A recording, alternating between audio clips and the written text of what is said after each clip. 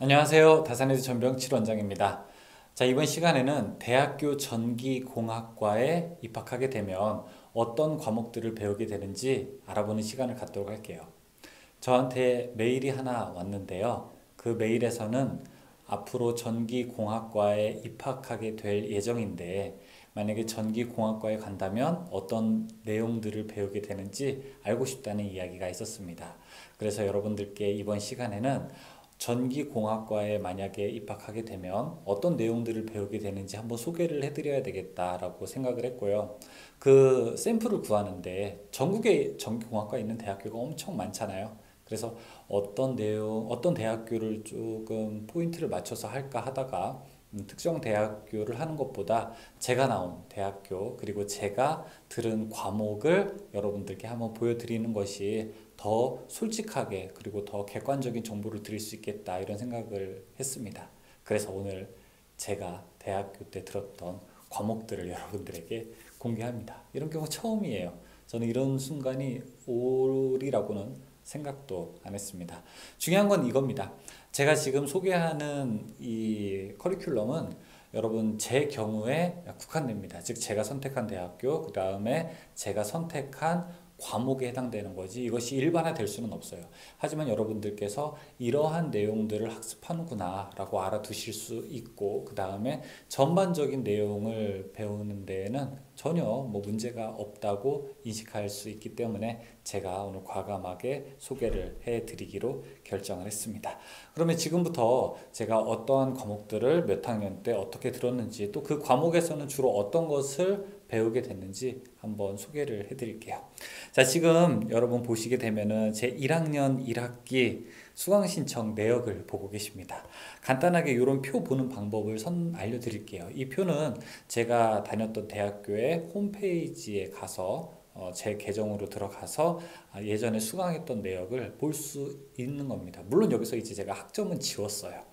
자, 넘버 보시게 되면은 요거는 순서를 나타내고요. 그 다음에 과목 코드는 이제 그 대학에서 나타내는 과목 코드, 그리고 교과목명이 있고요. 그 다음에 이수 구분은, 자, 여러분들, 혹시 고등학생이라면 잘 모를 수도 있는데, 모든 과목은 필수가 있고, 그 다음에 선택이 있습니다.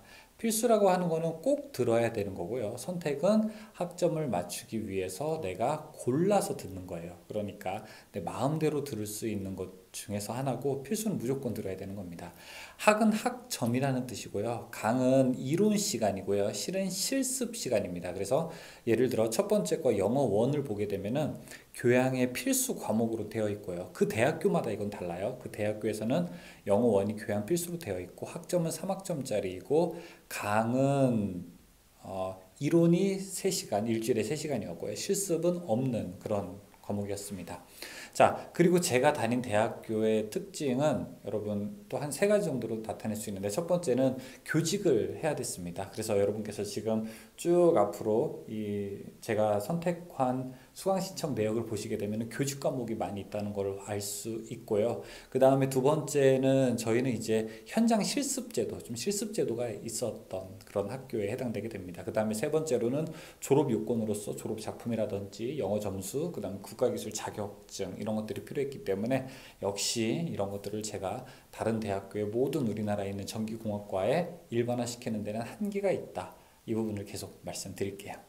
자, 저는 대학 수학의 기초 듣고 국어도 듣고 전산 기초 및 실습 듣고 물리학 및 실험 듣고 기초 영어 들었어요. 그 다음에 제가 빨간색 박스로 표기해 놓은 것이 바로 꼭 들어야 되는 혹은 전공과 관련된 내용입니다. 제가 전공과 관련된 것들 저는 전기공학과였기 때문에 전공과 관련된 내용들은 이렇게 빨갛게 박스로 쳐놨습니다. 1학년 1학기 때는 프로그래밍 기초, 컴퓨터 프로그래밍 하는 거죠. 이제 저는 C 언어를 배웠었는데 그때 프로그래밍 기초를 배우고 그 다음에 기초 전기 실습이라고 해서 약간 사실은 전기에 가깝기보다는 좀 전자 쪽에 어떤 뭐 다이오드라든지 아니면 뭐 이제 그런 SCR이라든지 아니면 OPM프라든지 그런 걸 활용하는 이론과 실습 시간을 가졌습니다. 1학년 1학기 때는 교양이 주로 전체 과목 중에서 비중이 많이 차지했었어요. 이제 1학년 2학기 때 한번 가볼게요. 1학년 2학기가 되니까 역시 이제 좀 고등 수학으로 이제 들어갑니다. 미분 적분학 원을 들었고요. 굉장히 고생했어요.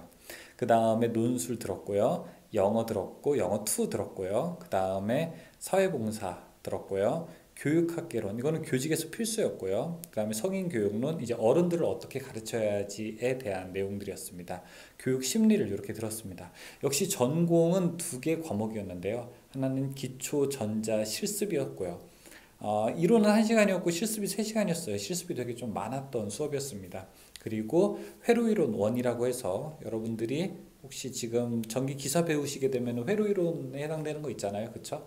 뭐 우리가 회로망 이해라든지 아니면 KCL, KVL 뭐 그런 것들도 해당되고 직류, 교류 뭐 그런 기본 원리에 대해서 배웠던 것이 1학년 2학기였습니다. 역시 아직은 우리가 전기 쪽에서 심도 있게 많이 배운다라고 하는 것은 느끼지 못할 수 있습니다. 2학년 1학기가 되었을 때의 내용입니다. 2학년 1학기에는 제가 미분적분학을 재수강했습니다. 학점이 너무 지난번에 안 좋게 나와서 다시 한번 들어야 되겠다라고 해서 재수강을 했고요. 영어, 그 다음에 영어회화, 영어도 역시 재수강, 영어회화 원, 그 다음에 노동법, 그 다음 보디빌딩, 띠용. 보디빌딩은 그냥 건강해지라고 제가 들은 겁니다. 그 다음에 언어생활사, 그 다음에 장애인 직업교육론 이런 것들은 제가 선택으로 이제 들었던 겁니다. 여기는 다 선택이죠, 그렇죠? 선택이라고 하는 거 할 수 있고 나머지는 다 필수로 들었고요. 그 다음에 디지털 공학 및 실습이라고 하는 거. 디지털 이제 뭐 우리가 여러분들이 잘 아시는 드모르간 정리라든지 카르노맵 이런 거는 뭐 아주 쉬운 단계에 해당되고요. 그거보다 조금 더 점점 어려워지는 내용들 역시 디지털 공학에서 배웠고요. 이론도 굉장히 많았어요. 이론도 2시간이었고 실습도 2시간인데 그런데 보통 이제 실습은 2시간 하게 되면 2시간에 끝나지를 못하기 때문에 플러스 알파만큼 더 수업을 더 공부를 해야 됐던 기억들이 지금 다 나게 됩니다. 그리고 전기공학 실습 1이라고 해서 2학년 1학기 때는 전기공학 실습 1에서는 여러분 보세요. 실습 시간이 엄청나죠. 이론은 1시간인데 실습이 6시간이에요. 제가 다녔던 대학교는 실습이 굉장히 비중이 많았습니다. 그러니까 실습 비중이 많았다기보다는 실습 시간을 굉장히 많이 주어졌던 그런 커리큘럼이 있었습니다. 그래서 이때는 주로 우리가 전동기, 그 다음에 뭐 발전기 이런 구조들에 대해서 실습을 하고 그 다음에 분해해보고 그 다음에 직접 만들어보고 이런 실습들을 했던 게 기억에 납니다. 다음 한번 볼까요? 자, 2학년 2학기가 되었습니다. 2학년 2학기가 돼서 저는 내용들을 한번 어떤 걸 들었는지 살펴보게 되면 일단 교직에서 3과목 들었고요. 교직에 총 6학점 들었네요. 교과, 교재, 연구 및 지도법, 교육 과정 및 교육평가, 교육 방법 및 교육공학. 그 다음에 전공에서는 이제 과목이 하나 더 늘어나게 됐죠. 마이크로 프로세서 및 실습. 마이크로 프로세서라고 하는 것은 보통 마이크로 프로세서 프로그램 짜는 게 아니라 어떻게 이제 구동되게 되는지 이 마이크로 프로세서의 기본 개념부터 그 다음에 원리 뭐 이런 것들에 대해서 많이 배웠습니다. 그 다음에 전기공학 실습 역시 있었고요. 이것도 실습 시간이 보시면은 엄청나게 많죠. 이 전기공학 실습에서는 잘 아시다시피 배관 작업이라든지 이런 전기 공사가 어떻게 이루어지는지 이런 내용들도 여기에 들어가 있었습니다. 다음에 전기 회로 실습도 있었고요. 나머지는 여기는 다 이제 교양이었어요. 동양 철학과 사상, 정치학에 의해 합창, 기술과 사회 이렇게 해서 마이크로 프로세서, 전기공학 실습, 전기 회로 실습 이렇게 들었습니다.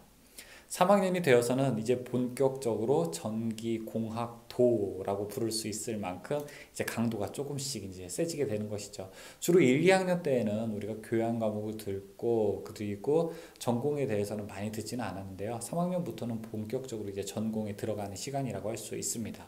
그런데 이제 이런 질문도 하실 수 있어요. 대학교 때 1학년 때부터 전공을 안 듣는 거는 너무 비효율적이지 않느냐. 하지만 대학교 1학년 때 전기뿐만이 아니라 다른 교양이라든지 다른 교직 과목을 들으면서 다른 학과의 학생들과도 많이 교류할 수 있는 시간도 있고요.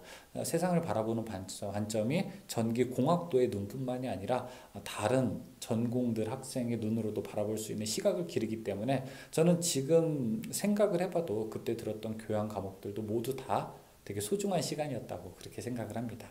3학년 1학기에는 역시 저희는 현장 실습이라고 하는 게 있었고요. 이거는 80시간 현장에서 이제 실습 시간을 이수해야 되는 그런 내용이었고요. 그 다음에 수학으로는 미적분학 2, 수학 과목이 이제 여러 개 들었었는데 처음에 이제 그 대학 수학의 기초, 그 다음에 미분적분학 1, 그 다음에 미분적분학 2, 그 다음에 여기 제일 밑에 보시게 되면은 제가 방학 때 계절학기로 들었던 미분 방정식까지 4개, 그 다음 뒤에 통계 뭐 이런 것도 있거든요. 그래서 보통 수학만 관련해도 한 4개, 5개. 이제 저는 듣진 않았지만 수택 과목으로는 프리회급수라든지 이런 것도 있으니까 과목은 수학 과목은 되게 여러 개를 좀 배워야 되는 그런 상황이었습니다. 공대는 대부분 그랬어요. 자, 그리고 공학 설계라고 해서 이제 공학 설계가 들어가는데 이건 좀 졸업 작품을 연구하는 뭐 그런 거라고 보셔도 됩니다. 전기 자기학 들었고요. 제어공학 들었고 마이크로 프로세서 응용 및 실습. 여기서는 실제로 이제 마이크로 프로세서를 이용해서 어떤 작품을 하나 만드는 거예요. 이제 AVR이라고 해서 이런 것들을 실제로 우리가 칩셋으로 프로그램도 실제로 짜보고 하드웨어도 구성을 해서 텀 프로젝터를 하나 완성하는 그런 내용이었습니다. 전력전자공학 및 실습 있었고요. 전기기기 원 및 실습, 전기 응용 및 실습. 자, 이렇게 뒤에 실습 시간도 이론만큼 많이 가졌습니다. 아마 3학년 1학기가 가장 열심히 전공 공부를 하던 때가 아니었나 그렇게 생각합니다. 교양은 하나밖에 안 들었어요. 음악 감상. 음악을 듣고 뭐 감상하는 그런 내용이었는데 이것도 나름대로 또 시험은 어렵습니다.